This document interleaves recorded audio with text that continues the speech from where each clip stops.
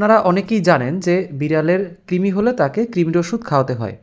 কিন্তু আজকের ভিডিওতে একটু ভিন্নভাবে আলোচনা করব কোন কোন সময় আপনার বিড়ালকে কৃমির ওষুধ খাওয়ানো যাবে না।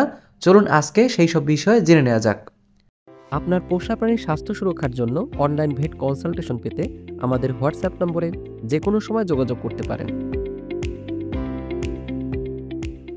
বিড়াল অতিরিক্ত দুর্বল হলে, যদি আপনার বিড়াল অনেক বেশি দুর্বল হয়, যেমন ভাইরাস সংক্রমণ, লিভার বা কিডনি সমস্যায় ভোগে, সে সময় কৃমির ওষুধ খাওয়ানো যাবে না। অতিরিক্ত ছোট বা নবজাতকের বা বিড়ালের বাচ্চাকে, বিড়াল অনেক ছোট হলে, যেমন ধরেন বিড়ালের 6 সপ্তাহের কম বয়স, এই সমস্ত সময় আমরা ডাক্তাররা সাধারণত বিড়ালকে কৃমির ওষুধ দেই না। প্রেগনেন্ট অবস্থায়, যদি আপনার বিড়াল প্রেগনেন্ট হয় সেক্ষেত্রে কৃমির ওষুধ দেওয়া যাবে না। তবে কিছু কিছু ক্ষেত্রে আমরা ডক্টররা যেগুলো প্রেগনেন্সি সেভ কৃমির ওষুধ রয়েছে সেগুলো দিয়ে থাকি। তাই আপনি নিজে যখন কৃমির ওষুধ দিবেন অবশ্যই আপনাকে বুঝে নিতে হবে যে এই ওষুধটি প্রেগনেন্সি সেভ কিনা, অর্থাৎ এই ডিওয়ার্মিংটা প্রেগনেন্সি সেভ কিনা। এক্ষেত্রে সবথেকে ভালো হয় আপনাকে অবশ্যই একজন ডক্টরের সাথে আলোচনা করে আপনার বিড়ালকে এই গর্ভবতী অবস্থায় কৃমির ওষুধ দিবেন। ওষুধে অ্যালার্জি বা প্রতিক্রিয়া, আগে যদি কোনো কৃমির ওষুধ খাওয়ানোর পর বিড়ালের অ্যালার্জির লক্ষণ, যেমন বমি, ডায়রিয়া, অতিরিক্ত লালা বের হওয়া, খিঁচুনি ইত্যাদি দেখা যায়, সেক্ষেত্রে ওই ওষুধ পুনরায় আর ওই বিড়ালকে ব্যবহার করবেন না। বিড়ালের ওজনের সঙ্গে ওষুধের ডোজ না মেলা, বিড়ালের ওজন তুলনায় বেশি ডোজ দিলে, কৃমির ওষুধ দিলে সেক্ষেত্রে পার্শ্ব প্রতিক্রিয়া হতে পারে, তাই সঠিক মাত্রায় ওষুধ খাওয়ানো জরুরি।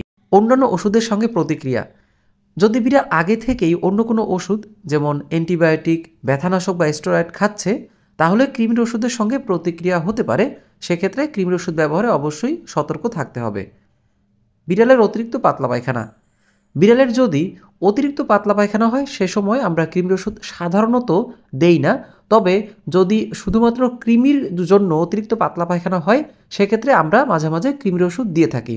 তবে সেটা অবশ্যই আপনাকে একজন রেজিস্টার্ড ভেটেরিনারি ডক্টরের সাথে পরামর্শ করে দিতে হবে। তাহলে এই সমস্ত ক্ষেত্রে আমরা বিড়ালের যখন এই ধরনের সমস্যা থাকবে তখন আমরা বিড়ালকে কৃমির ওষুধ খাওয়াবো না, অথবা কৃমির ওষুধ খাওয়ানোর সময় একটা বিশেষ বাড়তি সতর্কতা অবলম্বন করব। তাই আমাদের সাজেশন থাকবে আপনি অবশ্যই কৃমির ওষুধ একজন রেজিস্টার্ড ভেটেরিনারি ডক্টরের সাথে আলাপ করে আপনার বিড়ালকে খাওয়াবেন। ভিডিওটা ভালো লাগলে অবশ্যই চ্যানেলটি সাবস্ক্রাইব করতে পারেন এবং আপনার মূল্যবান মতামত এই ভিডিওর কমেন্টে জানাতে পারেন। ধন্যবাদ সবাইকে। আপনার পোষা প্রাণীর স্বাস্থ্য সুরক্ষার জন্য অনলাইন ভেট কনসালটেশন পেতে আমাদের হোয়াটসঅ্যাপ নম্বরে যে কোনো সময় যোগাযোগ করতে পারেন।